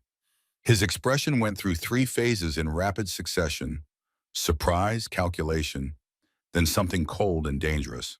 What was that about? He asked, his voice deceptively calm. Sarah stepped forward, and I could see her preparing to tear into him.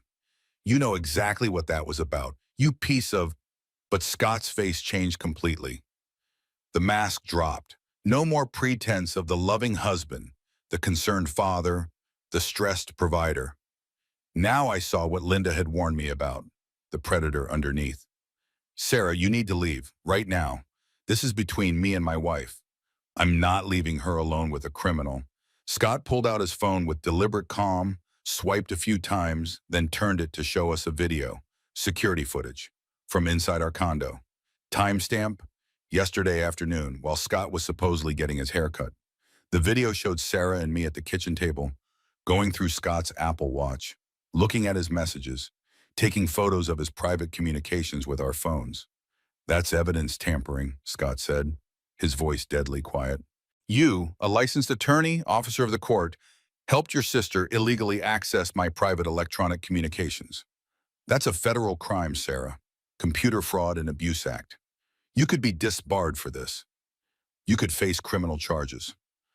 I'd be entirely within my rights to report you to the Illinois State Bar Association and to federal authorities. Sarah's face went completely white. You had cameras installed? I protect my property and my privacy, perfectly legal in my own home. He swiped to another screen, showed us a document. I also filed for emergency custody of Lily this morning. 6:37 a.m., submitted to Family Court of Hudson County, citing Emily's documented mental instability, prenatal anxiety, paranoid episodes, false accusations, and citing outside interference from you, Sarah, as creating an unsafe and volatile environment for my daughter. He turned the phone to show us. Filed. Emergency custody petition. Walker vs. Walker preliminary emergency hearing is tomorrow, Monday, 9 a.m.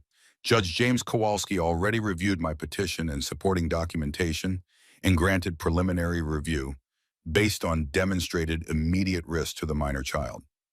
I couldn't move, couldn't speak, couldn't process what was happening.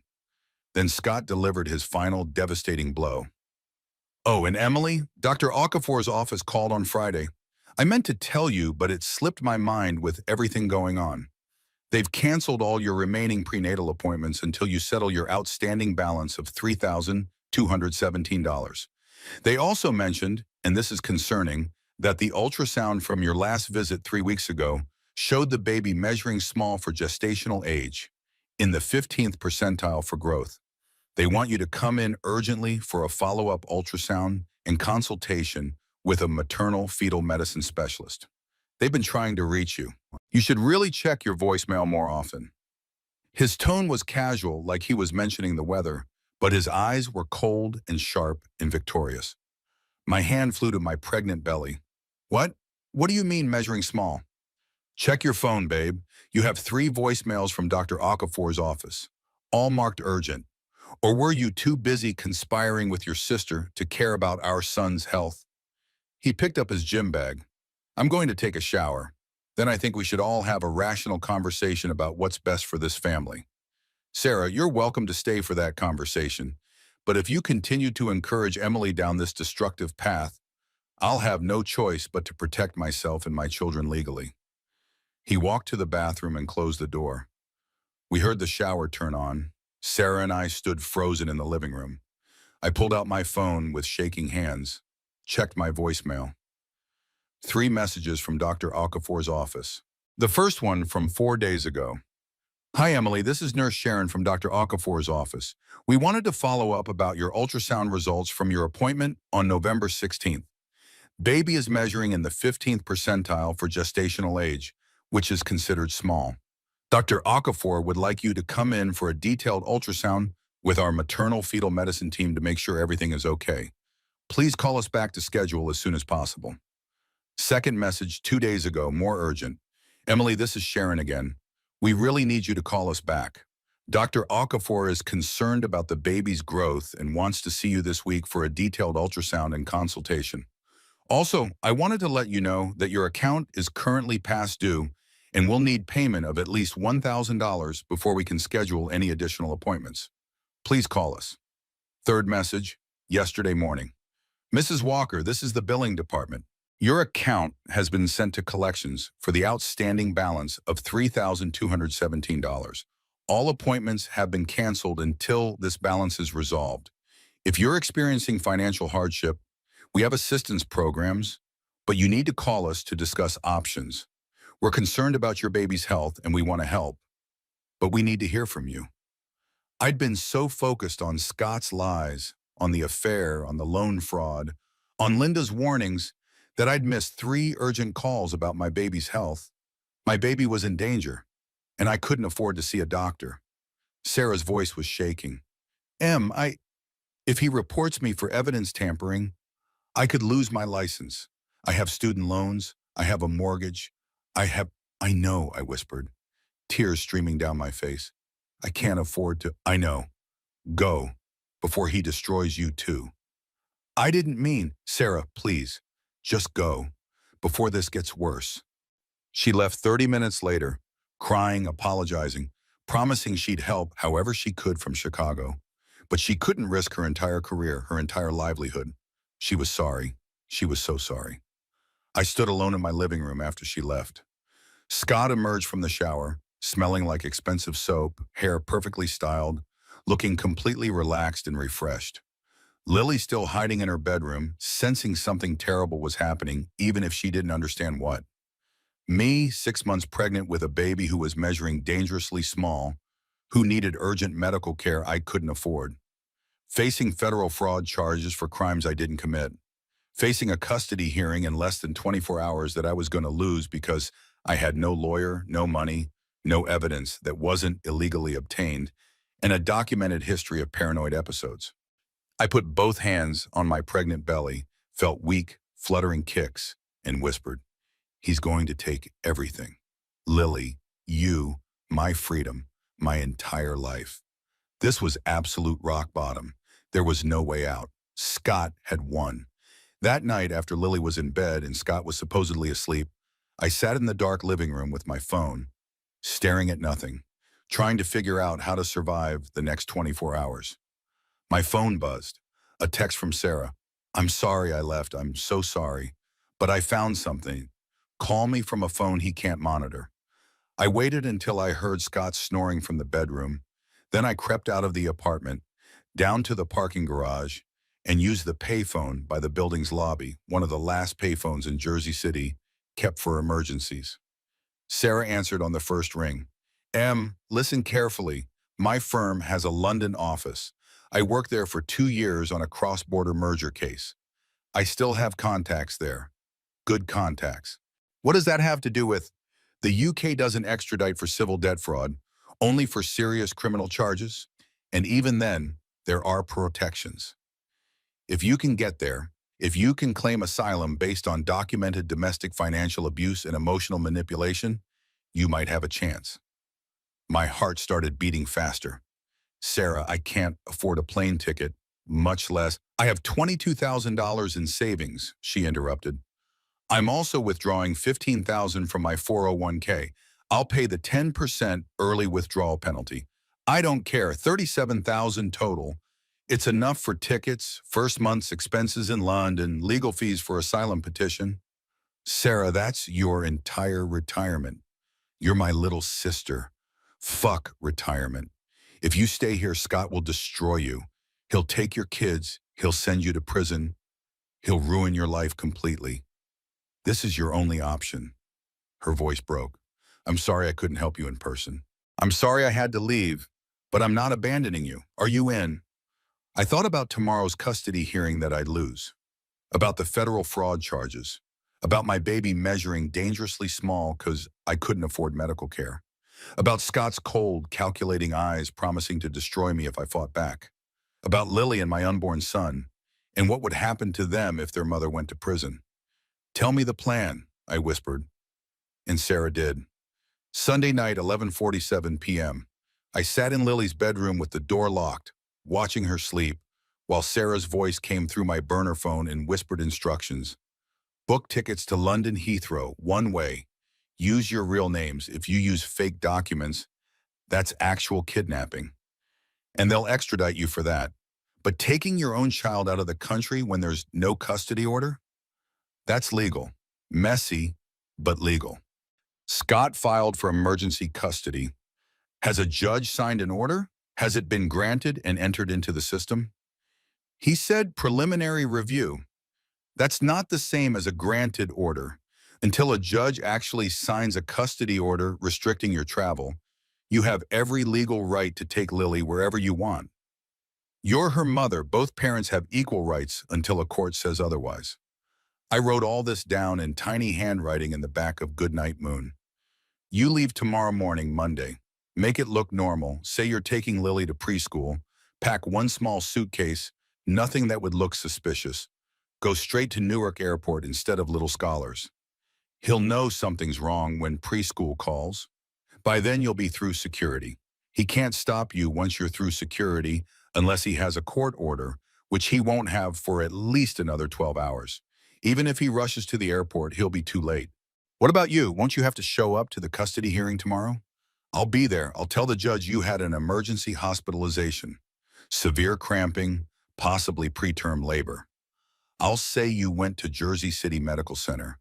By the time they verify you're not there, by the time anyone figures out what's really happening, you'll be in the air over the Atlantic.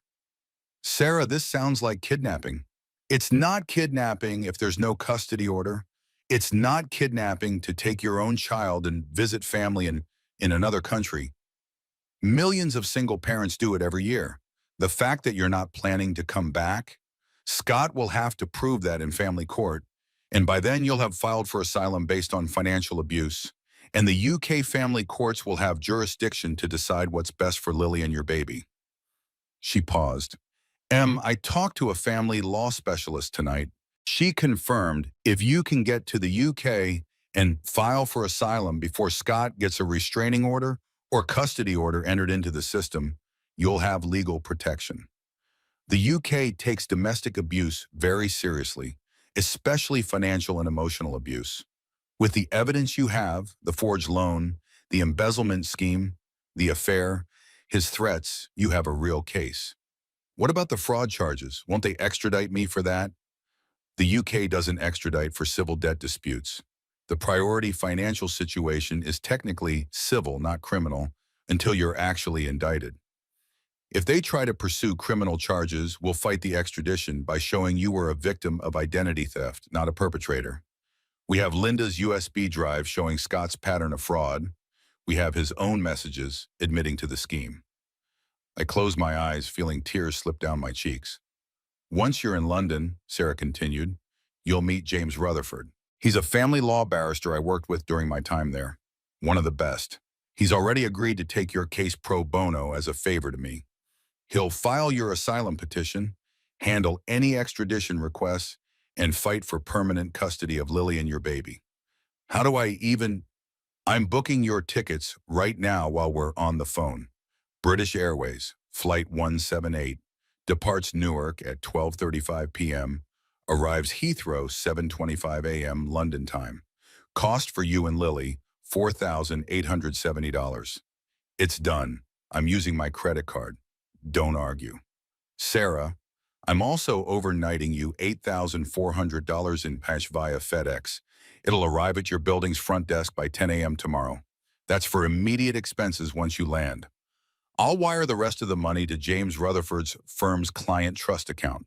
He'll manage it for you, pay your rent, handle your expenses while you get settled. I was crying now, silent sobs that shook my whole body. You're giving me your entire life savings. You're giving me the chance to save my sister and my niece and my nephew from a sociopath. That's worth infinitely more than money. Her voice cracked.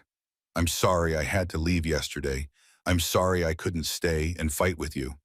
But I won't let you go through this alone. I won't let Scott destroy you. What if he comes after you? What if he reports you for the evidence tampering?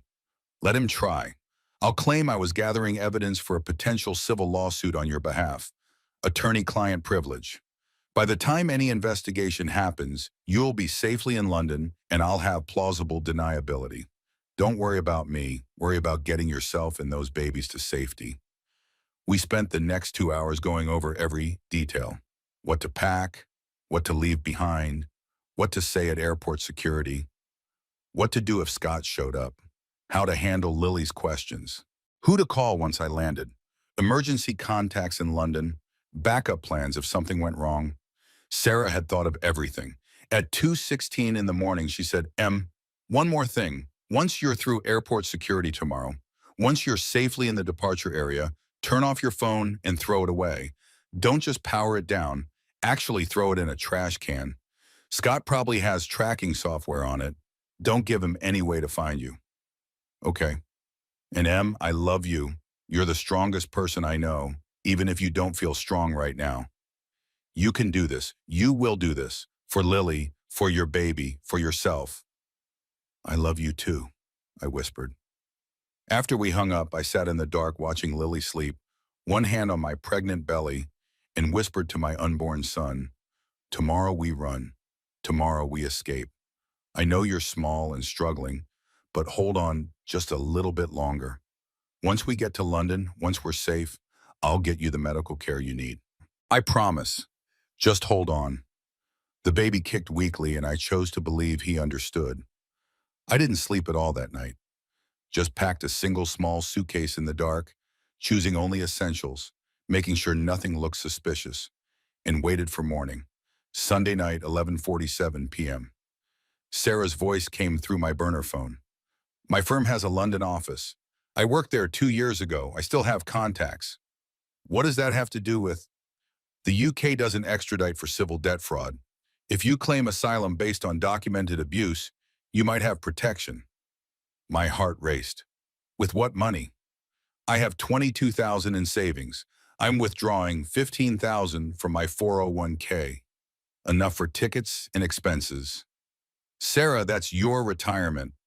You're my sister. Are you in? We planned every detail. Book tickets to London Heathrow under real names. Using fake documents would be actual kidnapping. Leave Monday morning. Pretend it's a normal preschool day. Go straight to Newark Airport instead.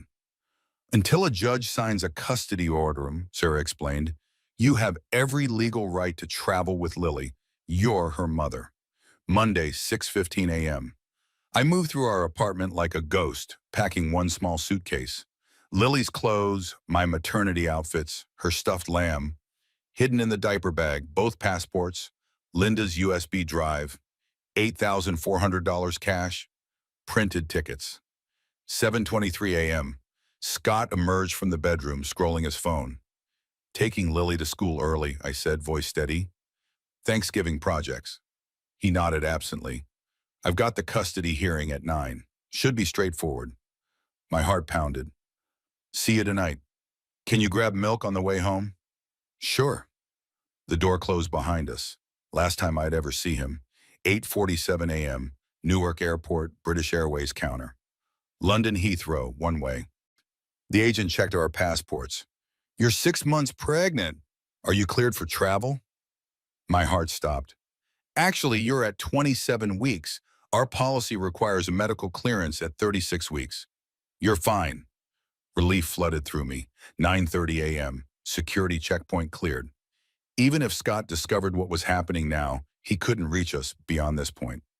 10:15 a.m. Sitting at gate C-74. I turned on my phone one last time. 23 missed calls from Scott. Messages growing frantic. Checker 9:37 a.m. Where are you? 9:42 a.m. Little Scholars says Lily never arrived. 9:51 a.m. I'm tracking your phone. You're at Newark Airport? 9:55 a.m. If you get on that plane, I will destroy you. 10:15 a.m. I'm on my way to stop you. My hands shook violently. He was coming. I powered off the phone, threw it in the trash, walked back to the gate.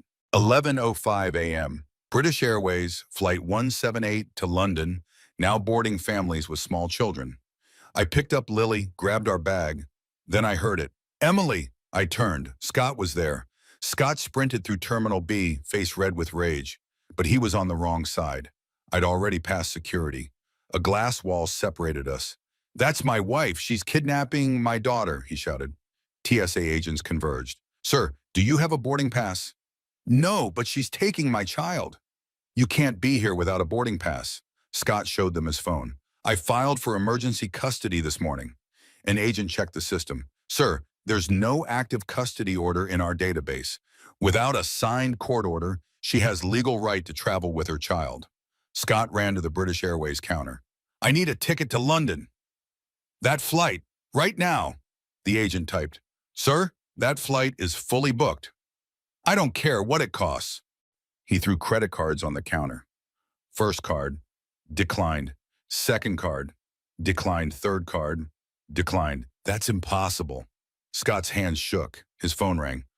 Marcus, I need you to wire me $3,000 right now. Marcus's voice echoed through the speaker. Get down. The FBI arrested me this morning. My accounts are frozen. I'm fucked. And you're next. Don't call me again. Click. Scott's face went pale. He ran back to security, desperate. Please, that's my daughter. Port Authority police arrived. Sir, we've checked the system. No warrants, no custody orders, no travel restrictions on Emily Walker. She's legally permitted to travel. But I'm the father. Without a court order, we cannot stop her. Scott pressed against the glass wall, shouting to Emily, please, hey, please, I'll fix everything. I swear, please don't take her. I love you. For 1 second, I saw the man I'd married 7 years ago. Then I remembered. That man never existed. I mouthed through the glass, You should have thought of that before. I turned, walked down the jetway. The door closed, his voice cut off. We were gone. British Airways Flight 178. The plane lifted off. Below us, Scott stood at that glass wall, probably still screaming, still threatening, but he couldn't follow.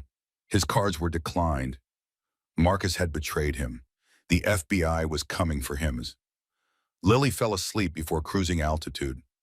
I held her hand, looked at the clouds, and whispered, "We made it."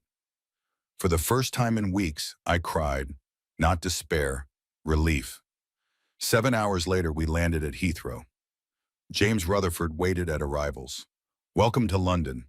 Let's get you somewhere safe." The Camden flat was small but perfect. 2 bedrooms, toys arranged, crib waiting.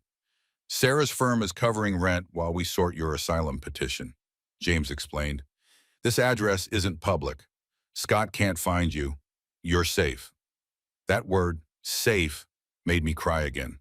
"The UK doesn't extradite for civil debt," James continued. "We'll file asylum based on financial abuse. You have strong evidence." Back in New Jersey, Scott's world collapsed. Tuesday, FBI raided Hartwell and Pierce. Marcus arrested, immediately cooperated. Revealed Scott masterminded the embezzlement and that Marcus had secretly stolen Scott's share weeks ago. When Scott needed money at the airport, his accounts were already empty. Tuesday evening, FBI arrested Scott, charged with wire fraud, embezzlement, identity theft, 15 to 25 years potential sentence. Wednesday, Chloe gave investigators everything: texts, emails, Scott's admissions about framing me. Thursday, Priority Financial dropped all charges against me after Linda provided proof Scott forged everything. They filed charges against Scott instead. Friday, local news ran the story. Scott's perp walk went viral. He lost everything. 18 months later, spring in London. I sat on Primrose Hill with Lily, now 5, thriving in school, and Noah, my 18-month-old son, healthy and laughing. I looked different. Shorter hair, no makeup, simple clothes, but peaceful. My life was modest but stable. Freelance graphic designer making £2,800 monthly. Small flat in Islington. Lily in primary school. Noah in part-time nursery. Weekly therapy. Asylum granted 6 months ago. Divorce finalized. Scott serving 8 years in federal prison. "Mummy, can we get ice cream?" Lily asked. Noah toddled into my lap. I kissed his head. "Mummy, where's Daddy?" Lily asked. "Daddy made bad choices and hurt people. He has to stay away. But you're safe and loved. Always." "Okay," she nodded, satisfied. A man jogged past with his daughter. "Beautiful morning." "It is," I agreed. "I'm David. Maybe see you around?" A year ago, this would have terrified me. Now, after therapy, I knew. Not every man is dangerous. Maybe I said meaning it. My phone buzzed. Job offer, £4,500 monthly retainer. Real income, real stability. I didn't respond immediately. Just lay back, let my children climb on me. Lived in this moment. People ask if I'm dating. Not yet. Maybe someday. People ask if I forgive Scott. Never. People ask if I regret leaving. Not for a single second. I don't have the life I planned. No suburban house, no intact family, no fairy tale. But I have something better. Freedom. My children, safe and loved. Myself back. Peace or peace. Scott thought leaving him meant I'd have nothing. He thought he'd destroyed me. He was wrong. The bravest thing I did wasn't staying to fight. It was recognizing some battles can't be won from inside the cage. It was packing quietly and flying to a country he couldn't afford to follow me to. He built a cage with lies and money and fear. But he forgot, a mother protecting her children isn't trapped. She's just getting started. I whispered to my children, to myself, to the universe. We made it. We're safe, we're free, and we're never going back. The London sky stretched above us, full of possibilities. Everything was going to be okay.